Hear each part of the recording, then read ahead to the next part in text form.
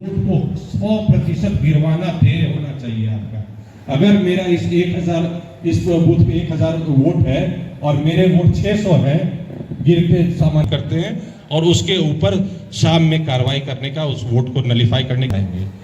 पोल आपका अगर बूथ है, आपका मजबूत बूथ है तो पोल सामाजिक भागीदारी और सामाजिक भागीदारी के साथ साथ राजनीतिक भागीदारी सुनिश्चित किया। आज हर एक वर्ग के लोग विधायक हैं, एमएलए हैं, मंत्री हैं। आपको याद होगा जो गांधी मैदान में आदरणीय लालू प्रसाद जी बड़ा जातिगत छोटे छोटे जातियों का रैली करते थे।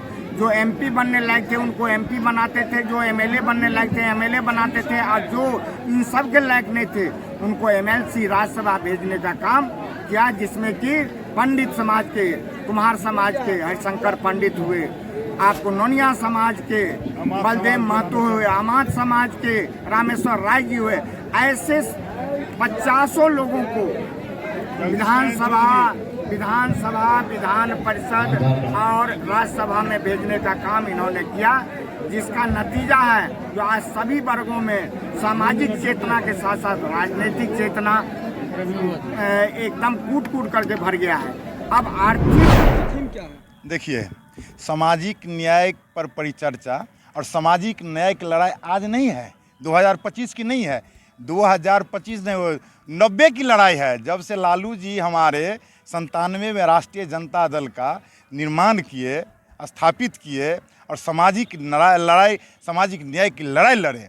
उन्होंने बाबा साहब भीमराव अम्बेडकर, उन्होंने जो है सूरज बाबू, उन्होंने जगदेव बाबू, उन्होंने जो है हमारे कर्पूरी ठाकुर के सामाजिक न्याय, उसके बाद जो है मंडल आयोग के जो हमारे चीफ थे बीपी मंडल, उनके जो है हमारे जयप्रकाश नारायण यादव, उनके नेतृत्व पर, उनकी कार्यशिला पर, उनके कार्यक्रम पर, उसका हमारे महात्मा फुले, उनके कार्यक्रम को उन्होंने देखा कि सामाजिक न्याय आवश्यकता है।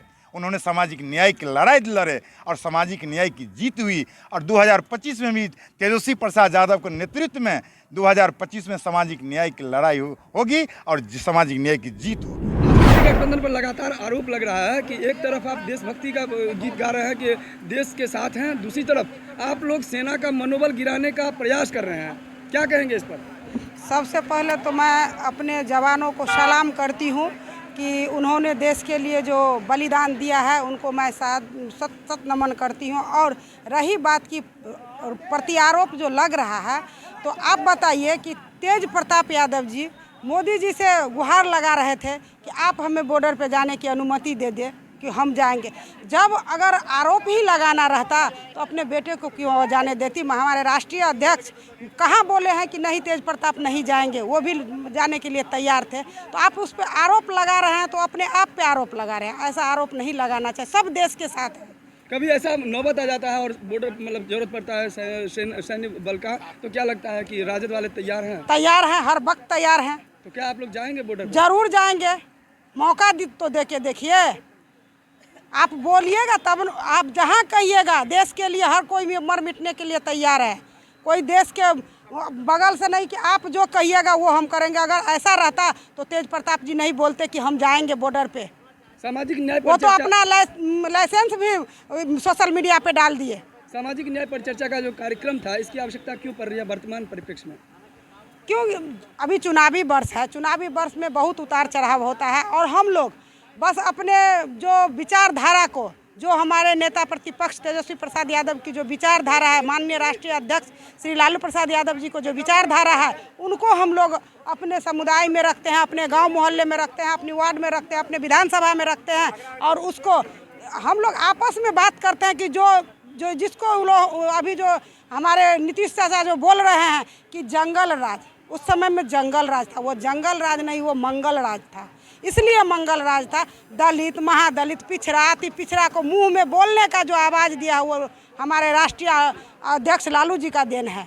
जो आज हम लोग एक तरह, एक साथ, एक समाज के तरह रह रहे हैं, वो उन्हीं का देन है। यही उनको जंगल राज दिखाई दे रहा था। परिचय दीजिए अपना। जिला अध्यक्ष झंझारपुर बबीता कुमारी।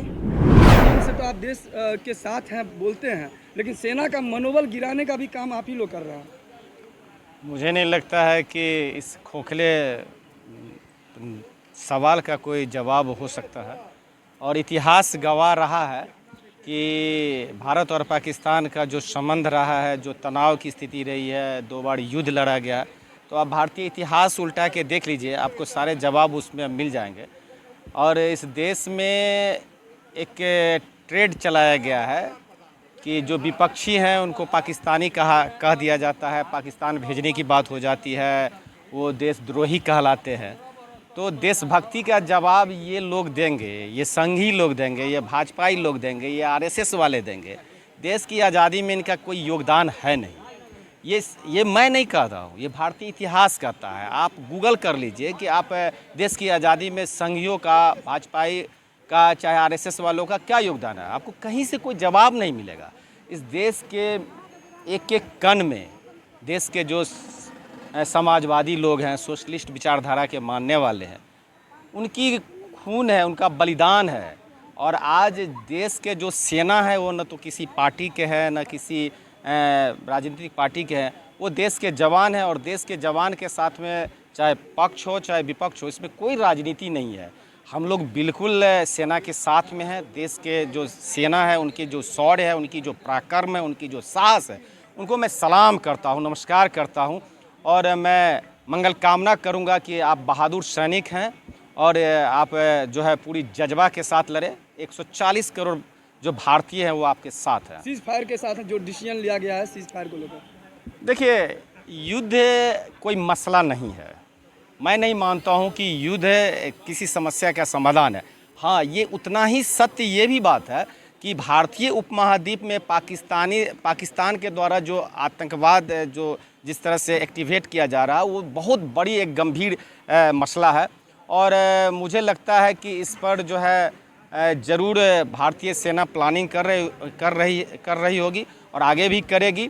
और मुझे भारतीय सेना के शौर्य पर पूरा विश्वास है कि वो हमारे दुश्मन देश के जो भी होंगे उसको जो है अपना वो साहस दिखाएंगे और भारत की सीमाओं की हिफाजत करेंगे।